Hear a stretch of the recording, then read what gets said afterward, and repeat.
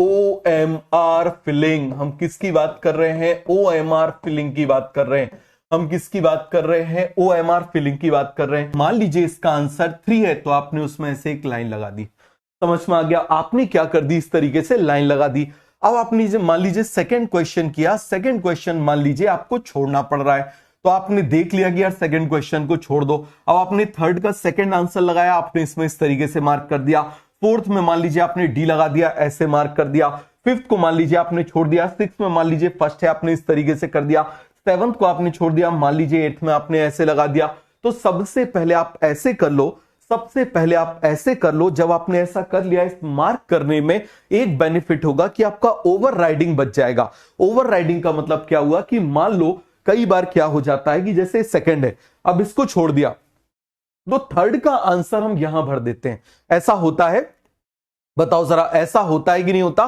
तो यहां पर क्या हो जाता है, थर्ड का आंसर हम यहां भर देते हैं और फिर पता चले हम क्या कर देते हैं कि थर्ड ऐसे भरते जा रहे हैं और सीक्वेंस गलत हो गया। ऐसा कई बार स्टूडेंट्स ने ऐसा किया है, ऐसा बहुत सारे स्टूडेंट्स ने किया है।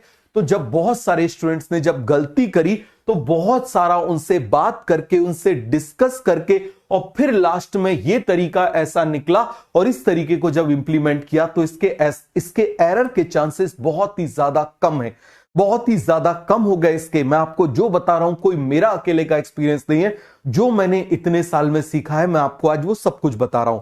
समझ में आ गया? अब इसके बाद में आप क्या करिए, दो तरीके होते हैं OMR भरने के। पहला तरीका होता है कि आप क्या करिए, आप सेंटर से बाहर की तरफ सिलेक्ट करिए। आप दोनों में आप टाइम काउंट करना, आप खुद देखना दोनों में। एक तरीका यह है,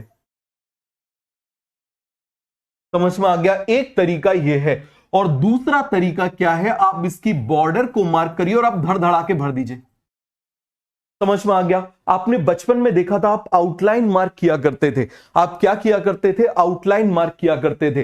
तो दो तरीके हैं। एक तरीका क्या है, मान लीजिए आप ऐसे शुरू करो, दिस इज वन मेथड। दूसरा तरीका है, आप क्या करो, बाउंड्री को ऐसे मार्क करो और धड़ के ऐसे भर डालो। हो गया? समझ में आ गया? तो दोनों में से आप देखोगे कि सेकंड मेथड जो है, इसमें जो है, आप ये समझना कुछ सेकंड बच रहा है, कुछ सेकंड बच रहा है। और 180 क्वेश्चन में यदि आप 180 सेकंड भी बचाओगे, यदि आप 180 सेकंड भी बचाओगे, तो कम से कम आप मुझे बताइए जरा, आपने 3 मिनट बचा लिए। और ये जो 3 मिनट है, 3 से ज्यादा ही बच जाते हैं इस मेथड से।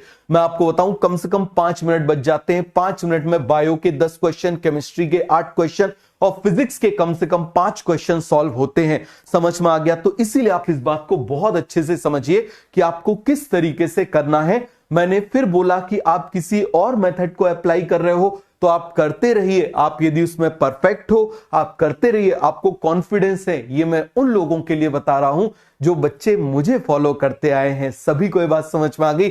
जैसे होता है ना, बड़ी बड़ी कंपनियां होती हैं, वो नीचे ऐसे लिख देते हैं स्टार बना के, कंडीशन अप्लाई। समझ में आ गया? क्या लिख देते हैं? कंडीशन अप्लाई, IAG, और उसके बाद में नीचे लिख देते हैं कंडीशन अप्लाई। लिख देते कि नहीं लिख देते? तो ऐसा आप मुझे बताइए, यहां पर मैंने कंडीशन अप्लाई क्या लिख दिया कि only for those student who are following me. Clear हो गया? तो अब और कुछ पूछना है, आगे बढ़ जाएं। चलिए जरा